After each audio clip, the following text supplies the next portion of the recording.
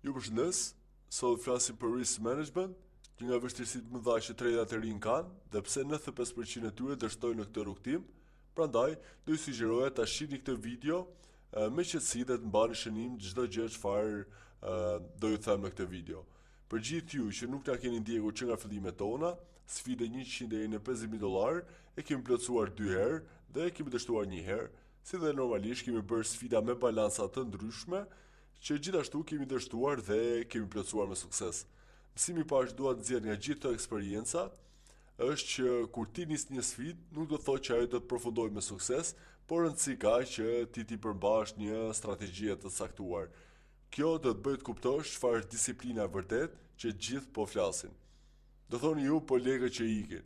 Normalisht do keni humbje 100, 200 apo $300, por mos harroni që mjafton që vetëm një herë ta plotësoni një sfidë të caktuar që ju nisni dhe normalisht që gjithë këto humbjet e vogla do ju duken shumë qesharake. Nga kjo nxjerrim mësimin e dytë, që është shumë më tepër motivues. Në momentin që ju do arrini $10,000, nuk do ketë më kthim brapa dhe do ju bëhet jeta shumë e bukur, për shkak se dhe me lot 0.1 do fitosh 3 shifra në ditë dhe do kuptosh që nuk do e qash kokën për asnjë hall. Prandaj, mos harroj që duhet të përmbash shumë mirë rregullave, pra këto që kam shënuar me të kuqe. Tani, do nisim pak me risk management, ku balanca supozojmë që e kemi $100. Hapi i parë që unë do ju rekomandoja është risku për trade. Supozojmë që me balancën $100, unë personalisht do ju rekomandoja që risku për trade duhet të ishte 30 deri në 50%. Por, duhet dini një gjë, duke ditur që $100 nuk është se janë shumë, dhe besoj që nuk janë shumë as për ju, të në kuptoni që për marketin nuk janë asgjë, prandaj dhe ju rekomandoj që trade i parë të jetë shumë më tepër i vëmendshëm se sa ta keni fokusin tek risku i trade-it. Prandaj do ju rekomandoja që në këtë trade sasinë e lotit ta kishit 0.01 herë 2 pozicione dhe të fokusoheshit në swing trade. E keni edhe këtu të rregullat. Swing trade në kuptojnë që SL-ja dhe TP-ja do jenë pak më të mëdha se zakonisht, pra si një scalp trade, dhe normalisht që fitimi do jetë më i madh. Në këtë trade me 0.01 po të riskoni 30%, SL-ja do të jetë diku tek 150 pips për pozicion. Pra unë ju kam thënë 2 pozicione për këtë trade dhe normalisht që mund të rrezikoni deri në 50% në rast se shikoni që një trade i caktuar që ju keni zgjedhur të jetë setup që respektohet dhe ta keni SL-ën pak më të madhe. Pra mund ta vendosni edhe 250 pipsa për një pozicion. Por duhet mbani në mend këtë gjë, që tipi 1 duhet të jetë patjetër 150 pipsa, pra që ju të çini fitim, duhet të jetë të paktën $15 për pozicionin e parë dhe për pozicionin e dytë të fokusoheni diku tek 200 deri në 300 pipsa për tipi 2-shin. Pra, vetëm me trading e parë, supozojmë që është i suksesshëm, ju do keni plus diku tek gjysmën e balancës tuaj, pra diku tek 50% plus vetëm në trading e parë. Hapi i dytë, që këtu hyn në punë shumë rregullat, kurrën e kurrës nuk duhet ta ndryshoni lotin. Kam bërë një shembull, një grafik këtu humbje dhe fitime, ku supozojmë që e kemi nisur me $100 dhe trade i parë është i suksesshëm. Supozojmë se 2-3 trade kemi shkuar $200, pra e kemi dyfishuar balancën tonë.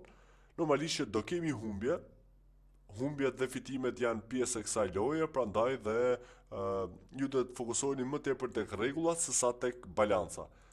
Do kemi humbje, do shkosh diku tek $180, do keni fitime prap 250 e kështu me radhë.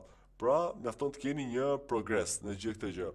Tani, pse kam dalur këtu tek $300 këtë grafik, është pikërisht fakti që ju këtu në këtë moment keni drejt të ndryshoni lotin, pra vetëm në $300 mund ta ndryshoni lotin 0.02 herë 2 pozicione.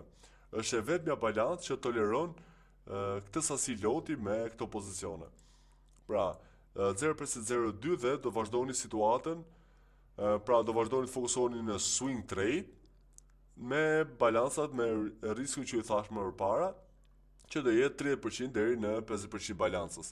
Edhe nëse ju do digjeni, supozojmë që do fokusohemi më tepër tek 30%, do digjni 30% të akauntit, nuk është se do bini, si të thoni, gjysmën e balancës dhe të shkoni prap tek nga 300 $150, dhe normalisht që do keni arritje progresive për gjithë të sfit. Më pas, balanca tjetër që ju keni drejt të ndryshoni sasinë e lotit do jetë $500, e kështu do vazhdojmë me radhë. Rregulla ose sasinë e lotit mund t'i ndiqni edhe në Telegramin ton, për shkak se i kemi bërë publike. Në $500 sasia e lotit do jetë 0.03 herë 3 pozicione, pikërisht $500 është ai momenti kryesor që ju do filloni ta ndjeni pak fitimin, për shkak se do jetë me 3 shifra fitimi ditor.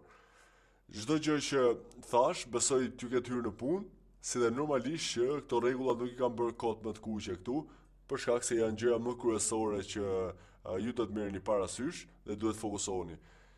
Kur mos ndryshoj lotin, fokusi i parë, fokusi i dytë është swing trade, dhe e treta normalisht që ka bëj me disiplinën, por gjë që mësohet, kur mos u frikson në një trade, dhe normalisht që prit kohën tënde, mos u nxito, do kesh ditë plot. Nëse ti nuk vendos një trade sot, mund ta vendosësh nesër, dhe normalisht që nuk është ndonjë punë e madhe po s'u futet ti sot. Uroj të kem qenë shumë i qartë nga kjo video e shkurtër që kam shpjeguar për risk management dhe strategjinë që ne ndjekim për të rritur balancat e vogla. Gjithashtu gjej rastin t'ju them që më shumë informacione dhe detaje do postohen në Telegramin tonë si dhe në videot e radhës. Ju falenderoj dhe shihemi në videon tjetër.